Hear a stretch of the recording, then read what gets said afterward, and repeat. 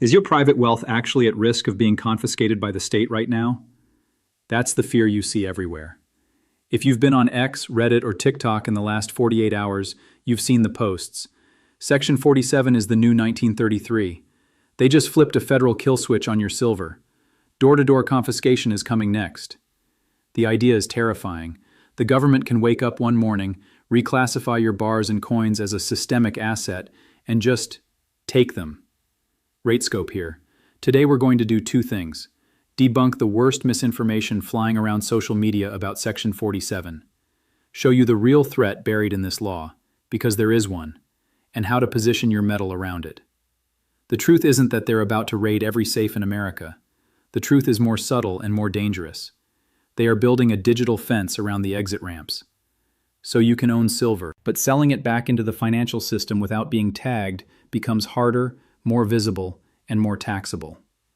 Let's separate the panic from the plumbing. The panic, what social media gets wrong. Let's deal with the big myth head on. There are influencers right now claiming Section 47 is Executive Order 6102 all over again. This is 1933 gold confiscation 2.0. Phase 2 of enforcement will be door-to-door tracking of private silver. That story spreads fast because it's simple, it's scary, it taps into a real historical event. But it ignores how the modern system actually works. Here's the reality check. First, confiscation is the last resort. Directly seizing physical metal from private homes is logistically insane, politically radioactive, operationally messy. The modern system doesn't want millions of angry citizens, news crews filming raids, court fights over every bar. It prefers silent switches, policy levers, balance sheet tricks. Second, the kill switch is institutional, not residential. The emergency oversight language in Section 47 is focused first and foremost on systemically important institutions, big banks, major custodians, entities plugged into the interbank and derivatives grid. The metal they can influence most easily sits in bank-linked vaults, pooled accounts, paper silver programs. Not in a monster box in your closet, a few tubes from the local shop. Third, the real goal is data, not bullion. The government doesn't necessarily want to store your random Krugerrands, your scratched 10-ounce bars. What it does want is to know who owns what, at what cost basis, so that when metal reprices, say in a $100 plus dollar environment, it can assess tax, track flows, identify systemic outflows it wants to slow or redirect. Confiscation is blunt. Mapping is scalpel level. Section 47 is about mapping. Now let's zoom in on how that mapping is actually built. The deep dive. How the fence really works. While the internet screams, "They're coming for your safe," the real danger is exclusion. Section 47 isn't primarily about prying bars out of your hands. It's about making it harder to buy anonymously, harder to sell without a trail, easier to turn your metal into a flagged event whenever it touches the system. Think of it as a three-layer fence. 1. Reporting-ready dealer software. In 2026, almost every serious dealer is running a modern point-of-sale system. Not old cash register, carbon copy receipts, but ID scanning, integrated inventory, customer profiles, e-file support for 8300 and 1099B. Under Section 47 shape enforcement, these systems are expected to aggregate your small purchases, track multiple visits over months or years, flag patterns that look like structured behavior. Example, January, you buy $2,800 in silver, show ID. April, $3,200, same shop, same ID. September, $4,100, same story. In your mind, I've never hit 10K, I'm fine. In the system's mind, customer X has bought $10,100 in cash in under a year. Related transactions. Potential report. Keep this ready. The threshold didn't move. The tracking did. The software can tell who you are, what you bought, how often, and can bundle that into one profile if regulators ask. That's the first part of the fence. 2. The 1099B, cost basis net. The second piece hits when you sell. In 2026, there's more emphasis on treating metals like other capital assets for reporting, matching gains to documented basis. If you sell bars or coins you've held for a decade but kept no receipts, and walk into a dealer asking for a big check, a few things happen. The dealer logs the transaction. A 1099-B may be triggered automatically depending on product and size.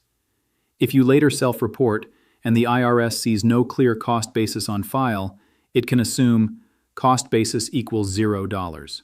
That means the entire sale amount looks like gain. 28% collectible rate, or your marginal, applies to all of it. Plus, possible penalties and interest if you underreported Section 47's fence isn't just, we see that you sold silver. It's, we want a coherent record of when, at what cost, and via which channel you entered and exited. If you fail to build that record yourself, the system builds a harsher one for you. 3. The bail-in provision for paper silver. The third mechanism isn't aimed at physical stackers first. It's aimed at people who think, I'm safe because I have digital silver in a big institution. Section 47's crisis language, combined with post-2008 bail-in rules, says, in a banking or systemic crisis, regulators can prioritize stability of systemically important institutions over individual unsecured claims.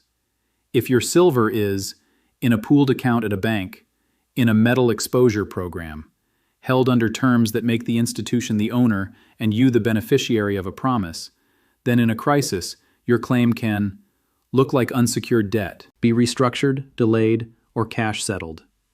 Without you ever seeing the bars you thought backed it. That's the real kill switch in Section 47, not a SWAT team at your door. A line in a resolution plan that quietly turns your digital silver into stabilization fuel for a failing institution. The fence isn't around your safe, it's around the on-ramps and off-ramps. Dealers, banks, custodians, brokerages. You can still hold metal. You just can't easily move large amounts into or out of the formal system without leaving clear tracks. The strategy: how to own metal safely in 2026. So if the nightmare version of confiscation is mostly myth, why go to all this trouble to track and fence us? Because the US-Iran war, the ongoing debt spiral, the global push for alternatives to the dollar, are all speeding up a reality we've been talking about for months.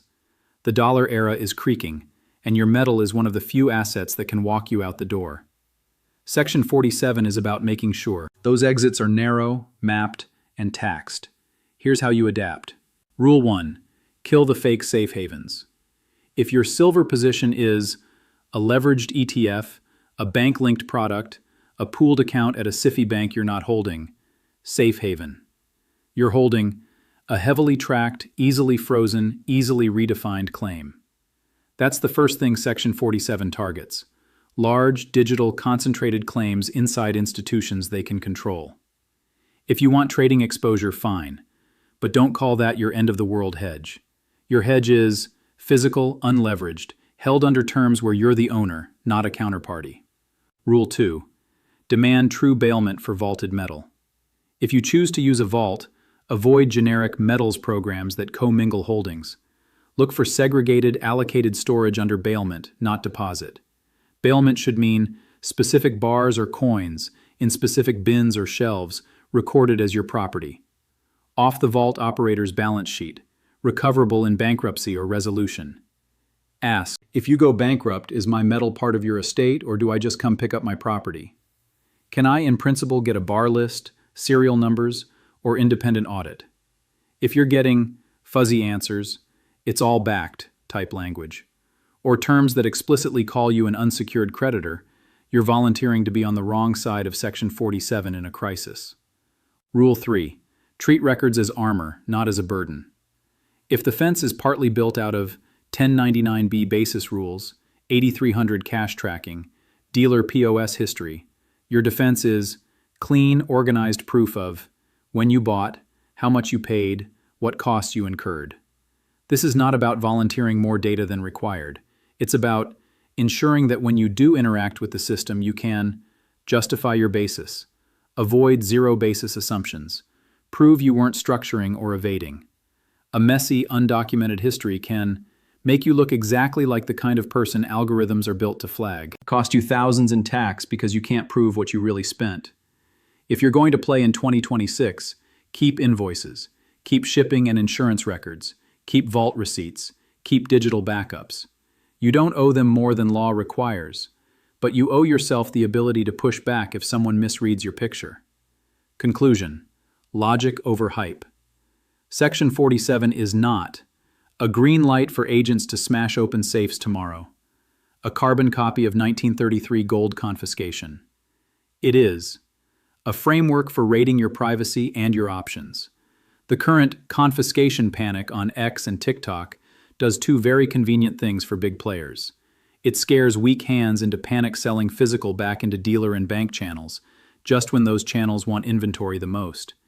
It keeps you focused on the wrong threat, a Hollywood raid, while the real game is played in reporting rules, software, fine print. The survivors of the 2026 reset won't be the ones who sold all their silver because a meme said, "They're coming," or the ones who ignored the law entirely and hoped no one would notice. They'll be the ones who understood what Section 47 actually does, structured their holdings with true ownership and clear title, kept meticulous records, and held physical metal with a time horizon measured in years, not news cycles. Don't let panic posts dictate your entire strategy. Understand the plumbing. Use the law where it helps you. Avoid the parts designed to trap you. If you want more of that, not hype, not fear, stay with RateScope.